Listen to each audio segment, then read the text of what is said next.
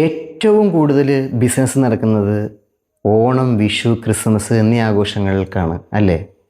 ഈ ഓണത്തിനും വിഷുവിനും ക്രിസ്മസിനും അനുകൂലിക്കാത്തവർക്ക് എന്തിനാണ് ബിസിനസ് അനുകൂലിക്കാനും വേണ്ടി നിൽക്കേണ്ട ആവശ്യം എന്താണ്? Do not come other caste our shop എന്ന് എഴുതി വയ്ക്കണം. അപ്പോൾ അതല്ലേ വേണ്ടത്? ഓണത്തിനൊന്നും അനുകൂലിക്കാത്തവർ അങ്ങനെ എഴുതി വയ്ക്കണം. ഇത് കേരളമാണ്, ഇന്ത്യ. നമ്മുടെ ഇന്ത്യയിൽ സഹോദരനായിട്ട് ജീവിക്കുന്നവർ മാത്രം മതി. ഇവിടെ ഇന്ത്യൻസായിട്ട് ജീവിക്കാൻ പറ്റുന്നവരാണെങ്കിൽ മതി, പാകിസ്ഥാനികൾ വേണ്ട. നമ്മളിനി 100 വർഷം കിടന്ന് പരിശ്രമിച്ചാലും ഇവിടെ ഒരു മുസ്ലിം രാജ്യമാക്കാനോ ഒരു ഹിന്ദു രാജ്യമാക്കാനോ ഒരു ക്രിസ്ത്യൻ രാജ്യമാക്കാനോ ഒന്നും പറ്റില്ല. ഇത് 3 പേരും ഒരേപോലെ പോകുകയാണെങ്കിൽ മാത്രമേ ഇവിടെ ജീവിക്കാൻ പറ്റുള്ളൂ. അത് മനസ്സിലാക്കുക. ഒരു റെസ്പെക്റ്റ് കൊടുക്കുക മറ്റുള്ളവർക്ക്. അതിന് വേണ്ടിയിട്ട് കാര്യം നമ്മുടെ സൗബിൻ മച്ചാൻ പറഞ്ഞു വെച്ചിട്ടുണ്ട്. അതൊന്ന് കേട്ടു പോകും. നീ നിനക്കിഷ്ടമുള്ള ജീവിക്കാർമാനെ, മറ്റുള്ളവർ അവർക്ക് ഇഷ്ടമുള്ള ജീവിക്കട്ടെ.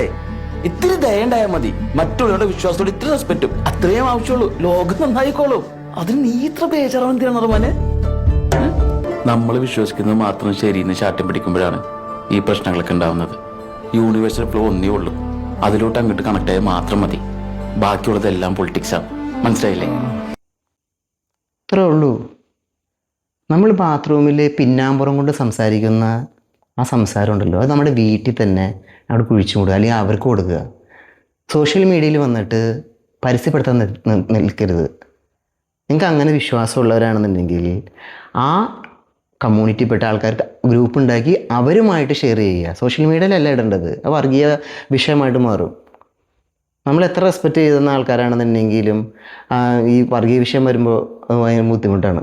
കാരണം ഇന്ത്യയിലെല്ലാം ഒരു 3 പേരും ഒരേപോലെ തന്നെ പോകണം, പോയേ പറ്റൂ. അത് സപ്പോർട്ട് ചെയ്ത് പോവുക എന്ന് മാത്രമേ ചെയ്യാനുള്ളൂ. ഒരാൾ വിചാരിച്ച ഒരു രാജ്യം ഉണ്ടാക്കാൻ, ഒരു നാടുണ്ടാക്കാൻ പറ്റില്ല. അപ്പോൾ അതനുസരിച്ച് മാറുക.